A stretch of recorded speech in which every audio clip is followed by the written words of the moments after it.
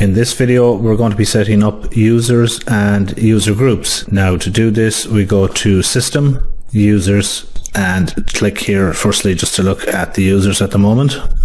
Now there's only one user here as we can see, and the username is admin, the status is enabled, and the date added. Now we'll just click edit on this for a moment to have a look at it.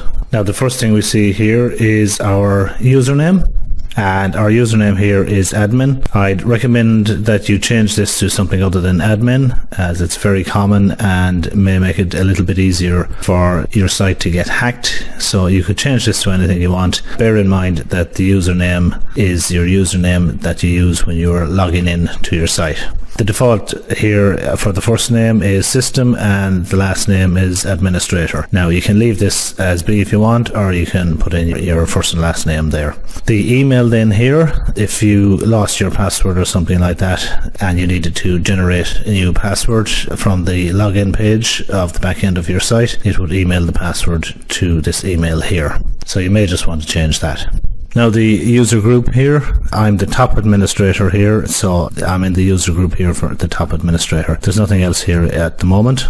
Now if I wanted to change my password, I could enter my password here and confirm it by entering it here again. My status here is enabled. Again, like anything in OpenCart, if you've made any modifications here, you need to go over to the right hand side and click save. Now I'm just going to go and look at the user groups.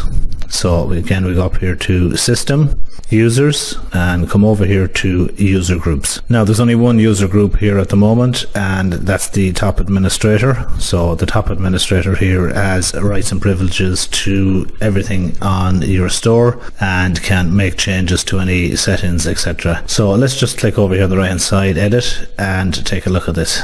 Now as you can see, we have the user group name here, top administrator. We can change this here if we want to something else. Then we have access permissions and modify permissions. The difference between those two are sort of self-explanatory. Access permissions basically allows us to access permissions on all the various sections here in relation to our store. And modify permissions then basically when the little box here is ticked allows us to modify the permissions for everything here that's ticked.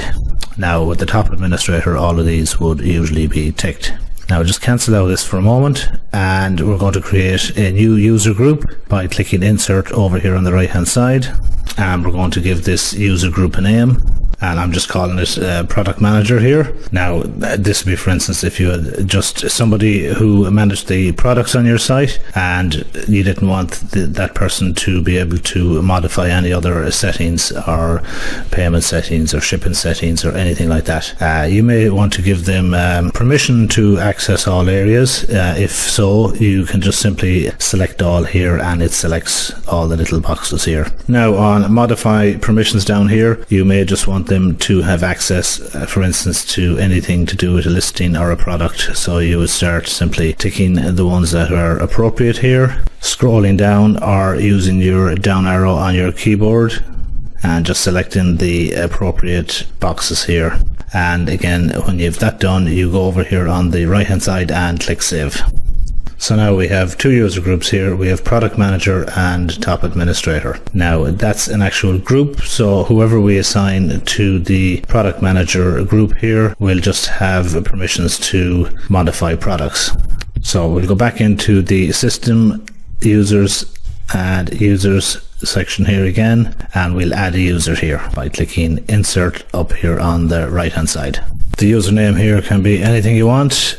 This is going to be their username for the login for Paul Keaveney here, and I've changed the email address in case Paul Keaveney resets or loses his password. He can reset his password automatically and the reset email will come to the email address here. Now the user group, as you can see here, product manager is the first on the list because it's just alphabetically displayed, and normally we just drop down here and select the one we want. Now we can assign a password here and give the status then as enabled. Then we simply go over here to the right hand side and click save. Oh, and as you can see here, the username must be between 3 and 20 characters, so we just have to add an additional character here and click save.